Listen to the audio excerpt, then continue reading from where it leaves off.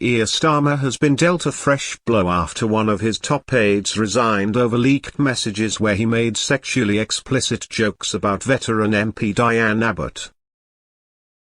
Paul Ovenden, Mr Starmer's Director of Strategy, quit after it emerged that he had shared the derogatory comments with a female colleague while working in Labour's press team in 2017.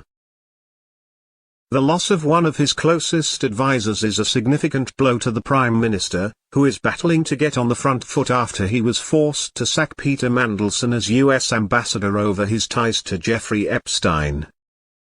The messages, leaked to ITV News, show Mr Ovenden telling a colleague about playing a game of shag, marry, kill at a party the night before. He said, "I nearly wet myself from laughing," before describing how partygoers had joked about a sex toy and a sexual act in relation to Ms Abbott. A Number 10 spokesperson said, "These messages are appalling and unacceptable. As the first black woman to be elected to Parliament, Diane Abbott is a trailblazer who has faced horrendous abuse throughout her political career. These kinds of comments have no place in our politics." Mr Ovenden's departure has left his colleagues reeling, as he played a pivotal role in Labour's election victory, serving as Director of Communications from 2020 until last summer when he joined the Number 10 team. One government source told The Mirror, "Paul is the best brain in the Labour Party. Everyone in Number 10, including the PM, relies on him as the voice of the people in the room."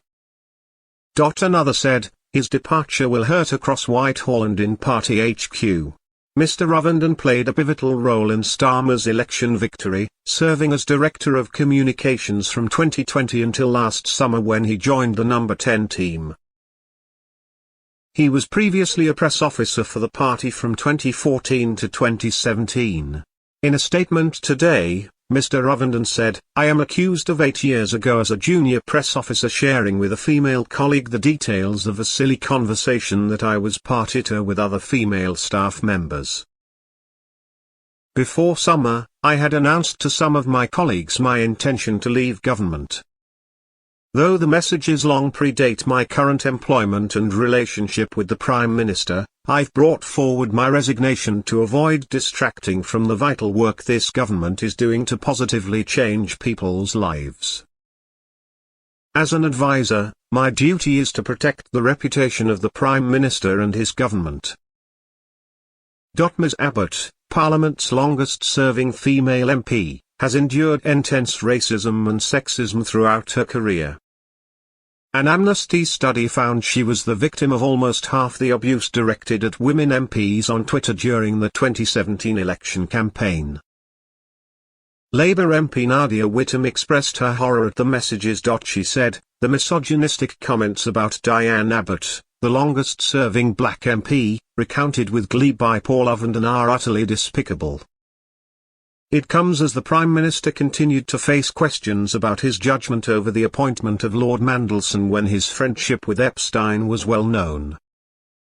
He said on Monday he wouldn't have appointed the Labour grandee to the Washington role if he had known the depths of their relationship."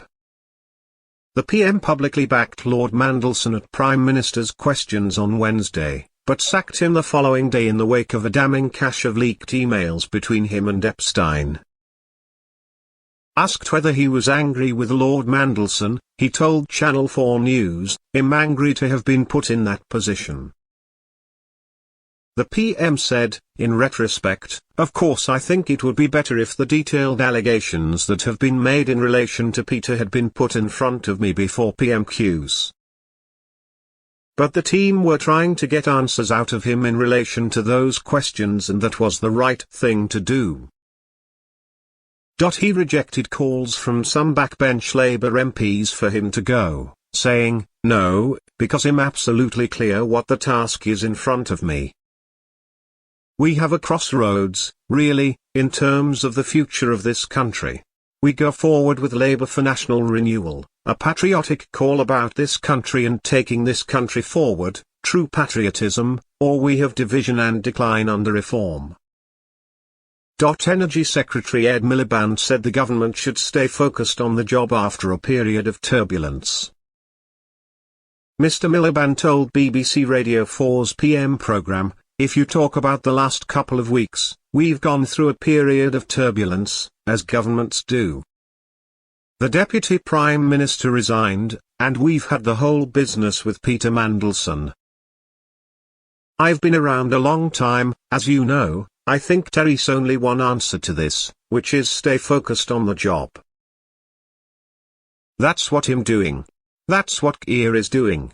The Conservatives have secured an emergency debate in Parliament to date news on the scandal, and will pile pressure on the PM to release documents relating to Lord Mandelson's appointment.